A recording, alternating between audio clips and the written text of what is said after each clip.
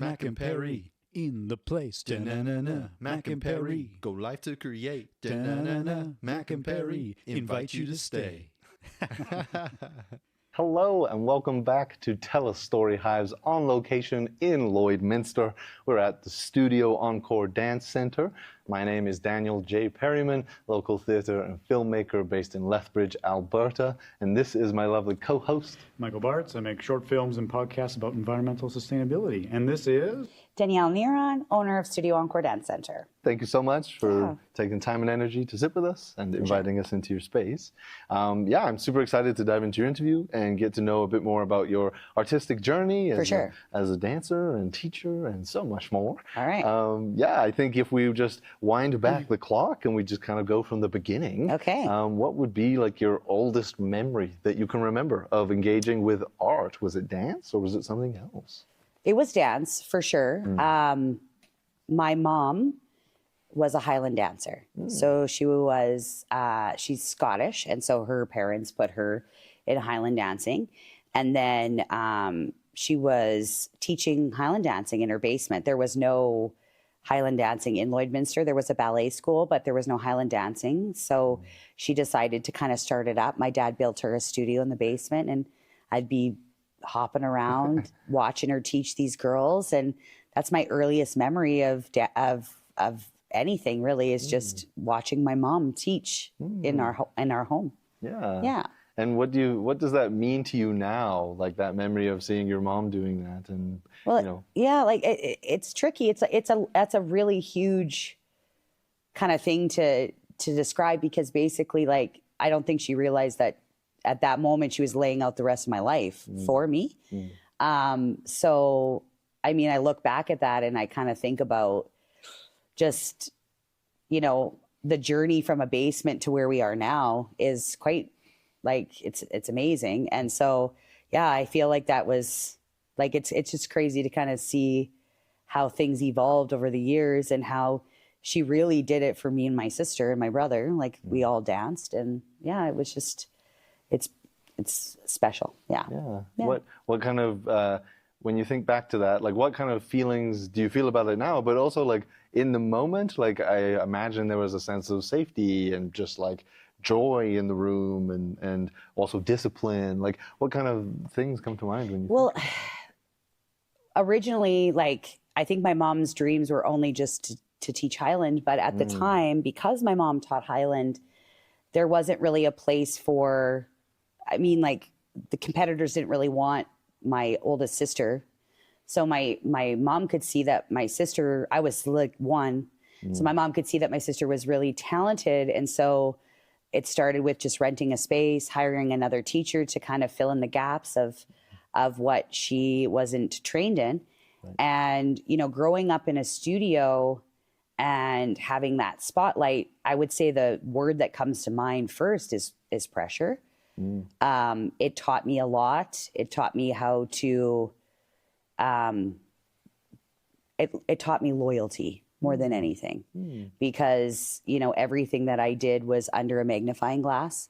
As an athlete, as a dancer, you're the studio owner's child. So, you must be the best, but you don't want to be too good so that other people can't feel like they, can measure up. You have to not have bad days in front of client. Like, it was more difficult than people think. And I think it, taught me a lot about family. Hence, we are a very, very close family. So I think that, maybe there might be a lot of dancers out there that are like, oh, I wish I was the studio owner's child. But it was a little bit of a difficult journey in at the same time. But because I love dance so much, it really outweighed the struggles that a studio owner had, a child had. So it taught me a lot. Like, I was a really good employee at all my jobs because I was, working such a young age, helping my mom out. So honestly, it really did help me thrive in so many areas of my life. So I would say that it was definitely a happy place, a safe place for me, because my mom made the rules. I followed the rules. It was good. It was easy. And it was my second home. So it was an easy choice to continue on the legacy, right? So, yeah. In your youth, what would have been like the next kind of milestone, I guess, along your journey there? Well, I think the biggest thing is I did have dreams of going to university and doing other things, but the way things went in, you know, my mom's studio, I started teaching full time at 15 years old. Right. And that kind of shaped me as a teenager because I was responsible for children. And so I matured very fast, and I had to make different decisions than maybe other children would make in high school. What they were doing on the weekend, social media had just come out. So like, you got to be, you know, I was a role model to a lot of kids. So that kind of shaped me for who I was as a teenager. And I feel like, I kind of feel like I had to teach myself at a young age. And I started reaching out to teachers in the city, in Edmonton, and found myself some mentors just with the direction that my mom's studio was going in. And I still have I just spoke to her yesterday. I have such a good bond with my mentors in Edmonton, and they helped me become who I am today, and with my mom and my sister as well. And I think that I had to kind of carve my own path and break down the walls of being known as just a small city studio. And I think that even as a 16-year-old, I was like, I want to be more than this. I want to be bigger than this. I know that we're located in a smaller population city, but I know that you know, we have a lot of talent here. And so I kind of started teaching full-time at 16, and my decision was to become the best teacher I possibly could be and build the most amazing studio that I could. And I look back at 16 and I'm glad that my mom believed in me, because I'm here doing exactly what I wanted, right? I would say that outweighs all the medals, all the trophies, all the success that I had as a artist, as a dancer. I would say, it's the most thing I'm proud of, I guess. And I love that idea of just like that vision, I guess. And that also that element of like loyalty to your city, but that you know, you can see a bit further, like you can see a bit more on the horizon for yourself, and therefore, you know, maybe your community. Just like not feeling sorry for yourself. Like, I didn't get the team that maybe I didn't get the experience that the cities were given, but instead of feeling sorry for myself, well, I'm going to create it for the kids beneath me and the kids of the next generation. So that's what I focused on, and it led me to my career. So I'm very thankful for it. So what would have happened next? Like, if you started teaching in your teens there, you found a mentor, you know, what happened next? Well, just like, you know, having my mom just deciding early on, like my sister as well had moved away to start her family. She was driving back and forth to help my mom. And so I had to take a leadership role very early on. Like I said, I was teaching full time at 16 years old, ages 3 to kids that were my own age. Right. And dance teachers were hard to find in a small community. So I knew I was like, I know I'm going to be good at this. So I've been in an environment that really praised, you know, confidence and creativity. So I never doubted myself. So I definitely just worked really hard. Took a lot of classes, would drive to Edmonton on the weekends, take classes, educate myself. I never, ever had, and I think one of the things that got me to where I am today is I never had the mentality that I didn't have to stop learning. And I think that with dance, as it's evolving constantly from day to day to year, if you do think that you are done and that you don't need to keep learning and educating yourself, and I think it'll stall you as an artist. Right. Yeah. You have to keep learning. You have to. Yeah. And that makes your job super exciting too. Right. It never gets flat, right? Right. What would have happened next? on your journey there. So yeah, you were teaching. So in your 20s there, what was next? Next kind of milestone? My company. So I started an elite company, which started with 17 students. Students that I had taught since they were little, students that were showing that they wanted more. And it's by invitation only, and it now is 78 kids. So it's grown, and I'm very proud of it. And it is to a point where the biggest and most talented studios know about my kids, and they're proud of our kids. And it is exactly what I dreamed of when I was 16. So it's 20s is when I started, I had the trust of my parents and my clients. I'd grown up a lot. I was married early, so I was a mom already. And I just was like, it's time, and it's grown, and it's built such a strong reputation, even being from Lloyd. So I'm really, really proud of that. That's really what I sunk my teeth into. Yeah.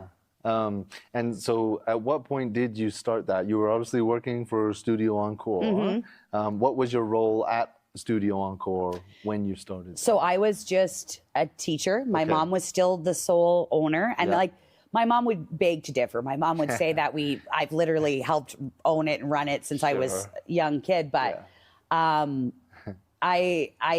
feel like I was just a full-time teacher, and I asked my mom if I could be the director of that program, and I could make the decisions for that program.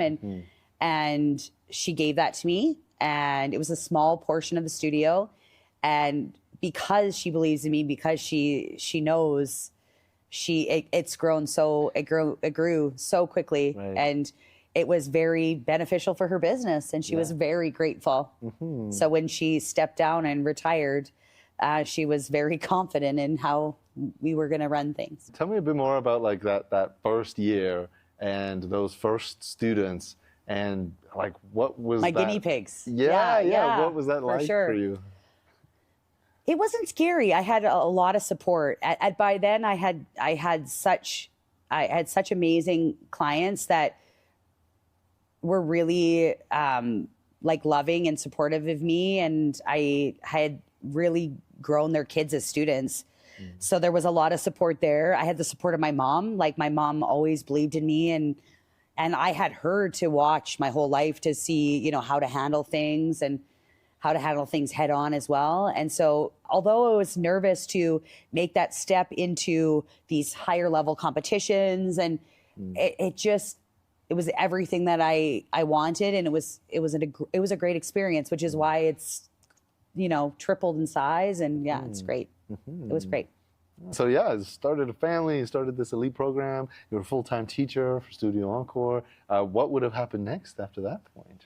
I started expanding the staff, because the success of the team and the success of just the competitive program as well,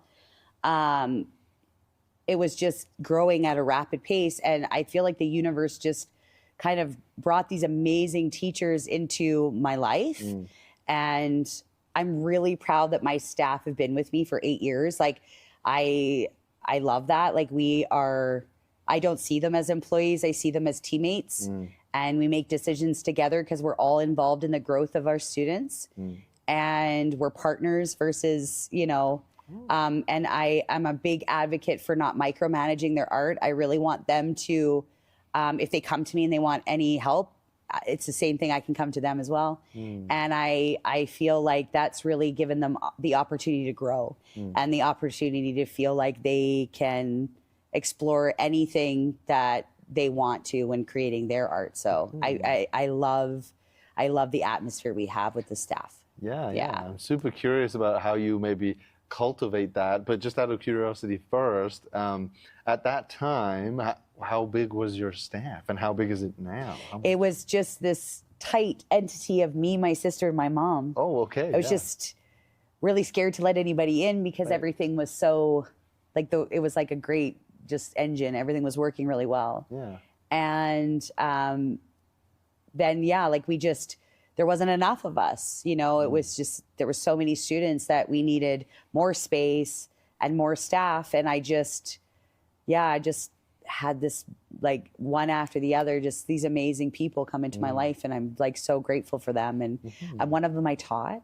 Oh, yeah. So like I taught her, like she was one of my first students when I was 16. Right. So just to see her like as this brilliant person just makes me so happy that, dance, she caught the bug and she has it too, So it's beautiful. I love it. Yeah, and I'm curious about, like, again, what was your role at that time when you started expanding your staff? Do you remember? Is it kind of a blur? Yeah, it was like really tricky because like my mom was getting older and she built an acreage out of town. So she liked to stay and enjoy nature and kind of get out of town. So I was taking a leadership role, and my mom offered me to become an owner. Yeah.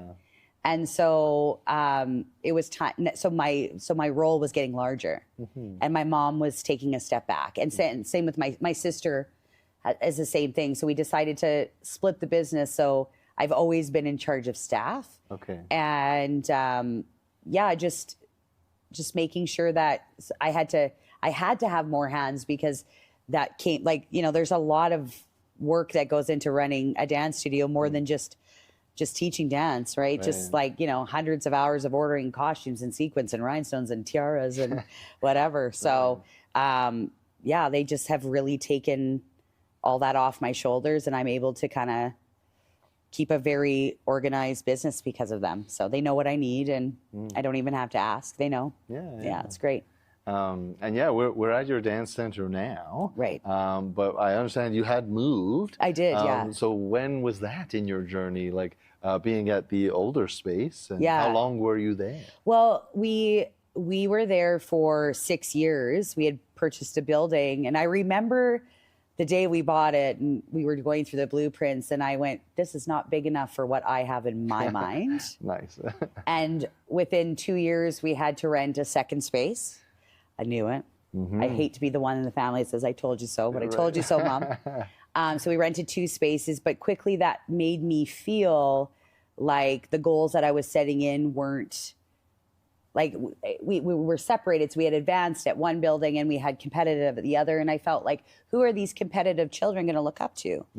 Like, it's such a good thing for them to see what can be and look up to these beautiful dancers. And I didn't like the separation. So we looked and we looked and we looked. And then we found, my sister's husband's a real estate agent. So we moved into this beautiful 10,000 square foot building. And my sister said, we cannot upgrade bigger than this. So I don't get any more space than this. And I like any guest instructor that comes in, like walks in, I've never seen a studio this large in my life.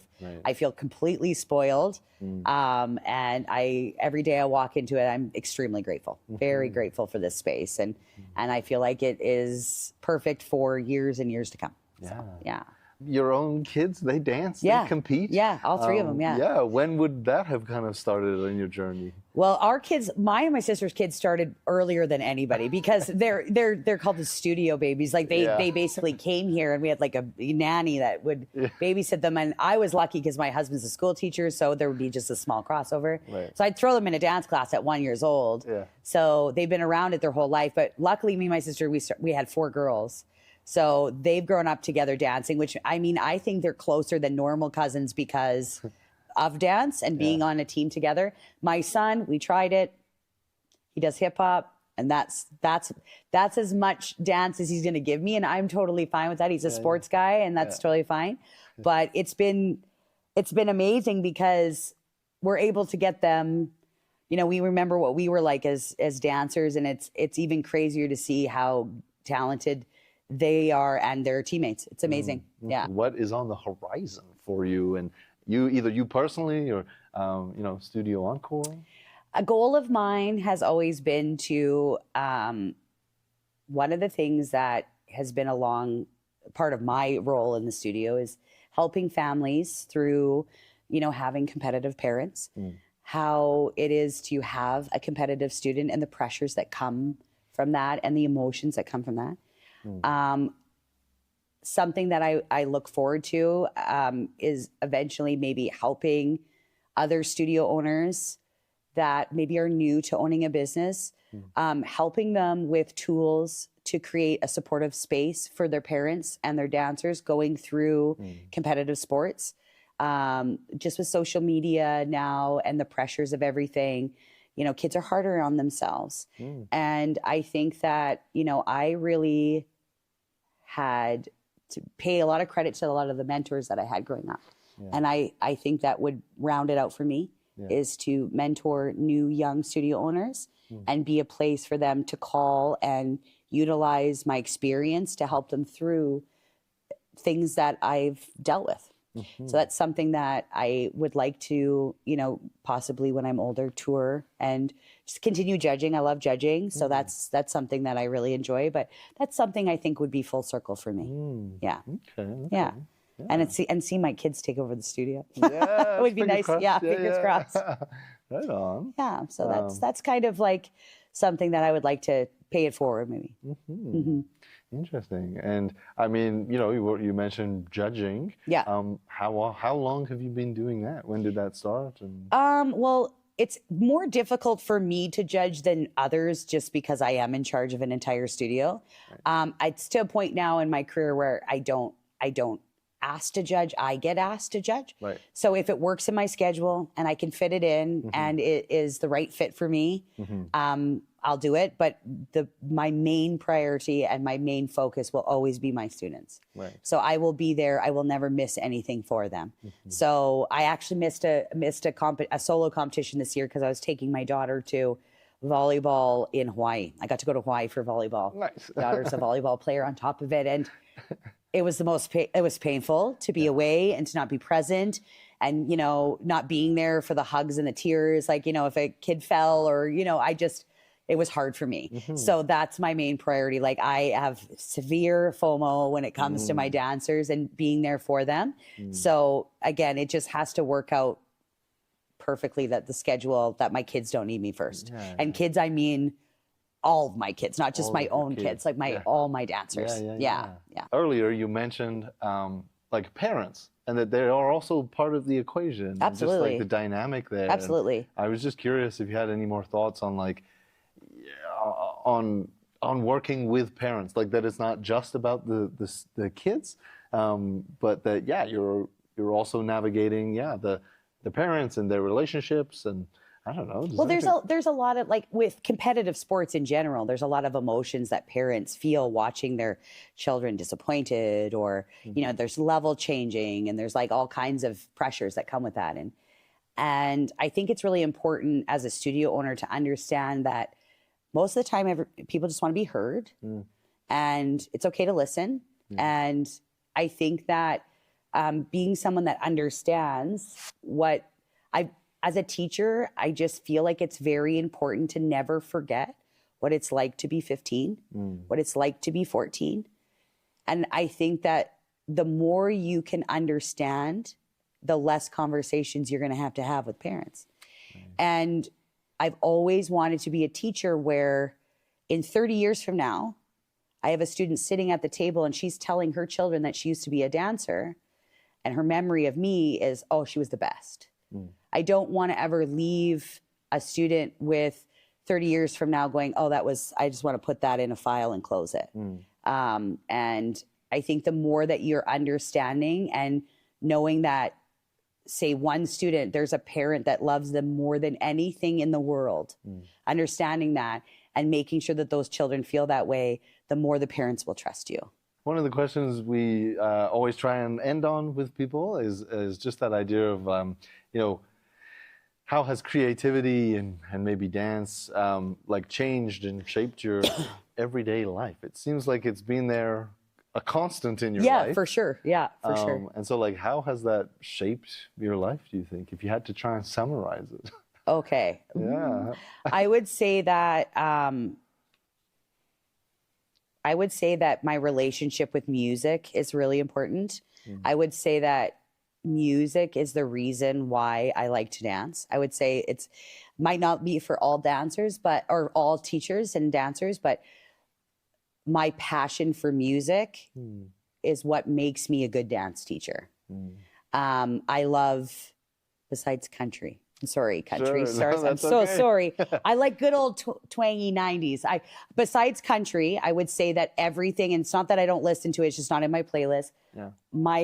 I love all music very much. And that is what drives me as a dance teacher, because that is what sparks my creativity. I'll be sitting around a fire in the summertime camping, and something will come on my playlist and it sparks something in me. And I'm like, that has to be a piece for me next year. And that's what gives my choreography life. And so I would say it's actually music has inspired my whole career versus actually dance. Wow. Dancing in silence would be not the same. Yeah. I would say that I would say that probably a lot of dancers would agree that music is what drives the love of dance. So music for me. That's wonderful to hear. Yeah. That's an interesting perspective. Yeah. And yeah, we are pretty much out of time. So I guess I would just ask, where can people find out more about you and Studio Encore? We have a Facebook page, Studio Encore Dance Center. Also Instagram is Studio Encore or Studio_Encore. Our website is studioencore.ca. And if you ever looking at joining dance and, being a part of a great family, like we're here. And dance is one of the most important things to me. And I feel like everybody can find a place in dance. So thanks for having me. Yeah, that's a wonderful sentiment to end off on. Thank you so much for your time. Yeah, thank you. I'm looking forward to your showcase with Michael here shortly. This has been TELUS Storyhives on location in Lloydminster at the Studio Encore Dance Center. My name is Daniel J. Perryman, local theatre and filmmaker based in Lethbridge. This is my co-host, Michael Bartz. I make short films and podcasts about environmental sustainability. And this is Danielle from Studio Encore Dance Center. Awesome. We'll be right back, folks. Welcome to TELUS Storyhive on location here in Lloydminster. We're at the Studio Encore Dance Center. I'm Michael Bartz. I make short films and podcasts about environmental sustainability. And this is my co-host, Daniel J. Perryman, local theatre and filmmaker based in Lethbridge, Alberta. And this is Danielle Neron from Studio Encore Dance Center. I understand we're going to get on these bars here. No, we aren't going to move, thankfully. But we're going to see some images and talk about the dancers or the shows they were in, and just show off some of that kind of work as much as we can. There's no music though, but that's okay.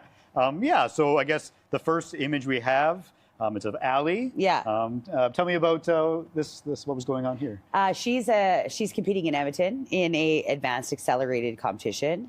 She did place, and she's a fantastic athletic student. She's actually also she holds records for track and field, so you can tell by her jump that she's very athletic. She's doing a side pitch. She's extremely talented for her age and a really great multi-sport athlete. And she's just a beautiful kid to teach. Love her. And so this competition specifically, what this was in Edmonton, you said? Yeah, this was Edmonton Evolve. We like Evolve because they also have a provincial.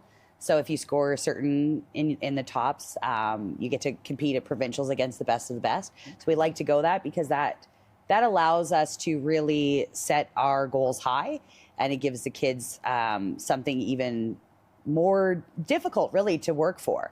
So it challenges them, and I like that. And it's full of big city studios, and I love going in from like a smaller community and leaving our mark. And she was very impressive that weekend. She was called out by the judges, and I just thought that was a good shot of her. No, it's very impressive seeing it. Like you said, she's very athletic. It looks very impressive. And even she obviously it looks easy, but she looks like she's working. But and what was the move called? As a side pitch. Side pitch. It's jump. The legs straight out. So basically, she's pitched to the side, right? So that's why it's angled a little bit. So we call that. Okay. How do you work up to a side pitch? Do you Well, I think the biggest thing to kind of teach your student is the best thing about dance is trying to break down your body. So in order to get your legs that high, you have to think about how can our leg get high quicker than. So if we break our leg down and it has to go straight, right? The quickest way to do it is to drive the kneecap up, because the kneecap is connected to the femur, which is the longest bone in the body, right? So if we drive the kneecap up, then extend, that leg can get up even higher. So there's ways to get there quicker instead of just doing 2 bat miles and getting it up. You can actually like use your body and figure out, well, if you drive the kneecap up higher, it will hinge into the hip, extension out, and that's how we kind of get to that position. Well, we can move on to our second photo here. Lucia is dancing here. Tell me about this piece. Well, I shared this one because we did talk a lot about being, like we in the interview process, we talked about me being a mom and having my daughters dance. So this is actually my oldest daughter.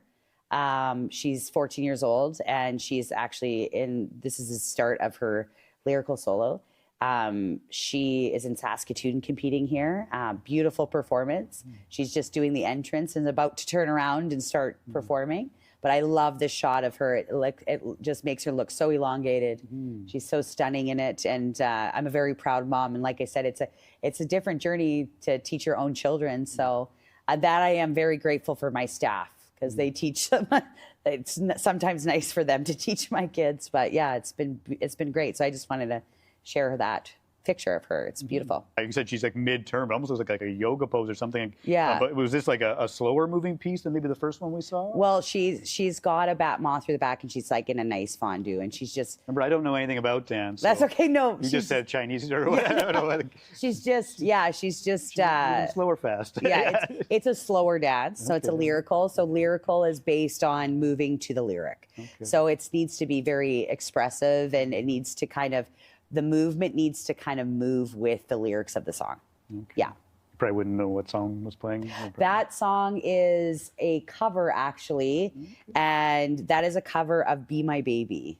So it's a slowed down version of Be My Baby. I'm a huge finding 70s and 80s songs and these beautifully redone covers of these young artists that are exploring older music, because I'm such an oldies fan. So I love finding these new revamped versions of my favorites. So yeah, so it's great. I loved it. It was good. Nice. Yeah. That brings a question to mind of because I haven't been to a dance competition. So yeah, with the music, is you as a group who are, let's say, going to Edmonton? Yeah. Are you choosing the music to kind of match each other, or how do you choose the music for a competition?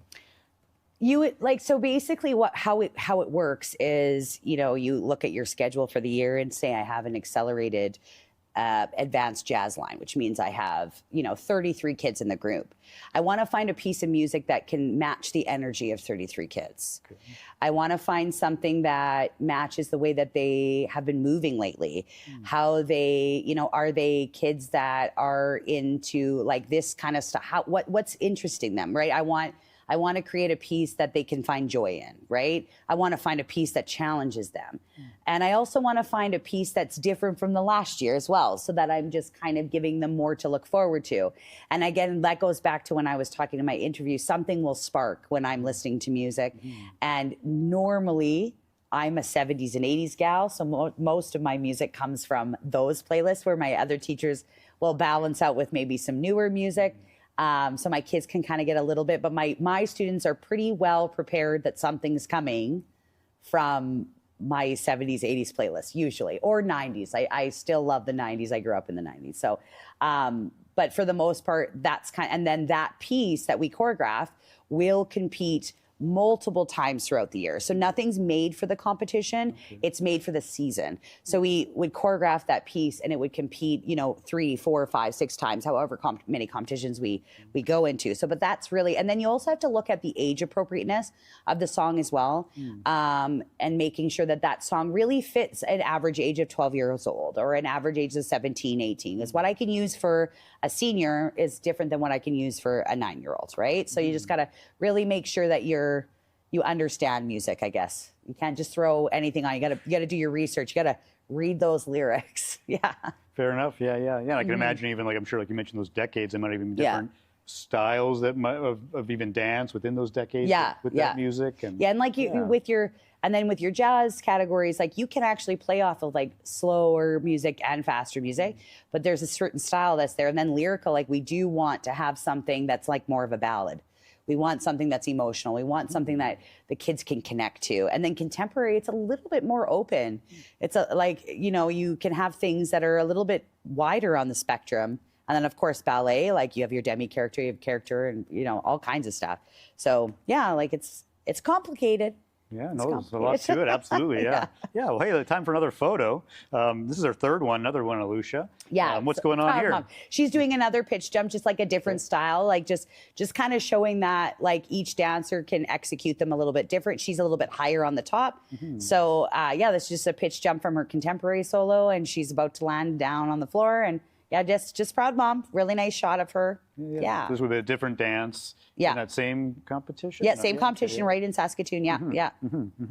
Oh, great. Nice. I guess we can move on to our fourth photo of this is of Sailor. Yeah, this is my youngest daughter. Tell me about all your kids. So this jump is called a Russian. Okay. And this is my favorite jump. Okay. This is my favorite jump. I feel like you get this one, you get all of them. Like I am a firm believer that I like Russians are my favorite. And again, I had talked about before, like the way that I teach Russians is to really utilize the kneecap so that they can get nice and high, tucking the tailbone, connecting the hip and rib. And that's kind of how you execute you're getting it super high. I guess we'll move on to our fifth photo. This is of Macy. Yeah. Tell me about what's going on here. Macy's a 12-year-old. She is just competing in Edmonton, and she just has a nice little split there, just highlighting, flexibility is super important. One of the things that I tell my dancers all the time is the body is crazy, and what we can make it do over time with training and hard work and stretching all the time, because the minute we stop stretching, the body wants to retract to its original form, right? So, you build lots of muscle mass. If you stop working out, you stop taking care of that, it goes back to its original form. So it's very important that dancers continue their stretching through the 12 months, not just when the dance season is there. You can reduce it, but keeping it maintained is really important.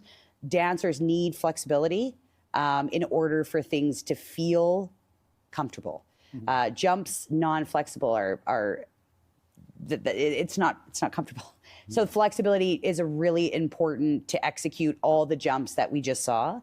And again, we have to really encourage dancers and any athlete to continually stretch and keep practicing, or else your body's going to want to go back to its original form. Yeah. If you don't use it, you lose it. Absolutely. Yeah, it's pretty much. Tell me what sort of things you offer in your class, what classes you offer. We have our preschool program. So that's just our introduction to dance. We have a pre-competitive division and a competitive and an elite division. So we have a place for everybody. But we have ballet, musical theater, tap, jazz, lyrical, contemporary, hip hop, acro. We have something for any type of personality of child. Everybody can dance. There's a class for everyone. Fast, slow, whatever they want. It's there. And so, we're able to kind of find the right fit for your dancer. Yeah. Great. Yeah. Well, yeah, it sounds like a great time. I want to go do some dance. Yeah. Nice. Yeah. Well, thank you so much for the conversation. Thank you for having me. To showcase your work and be here. So thank you. Yeah. So this is TELUS STORYHIVE on location here in Lloydminster at Studio Encore Dance Center. I'm Michael Bartz. I make short films and podcasts about environmental sustainability. And this is my co-host, Daniel J. Perryman, local theatre and filmmaker based in Lethbridge, Alberta. And this has been Danielle Neron from Studio Encore Dance Center. Thanks so much for watching. If you or someone you know has a story to tell, scan this QR code and get in touch with the STORYHIVE On Location team.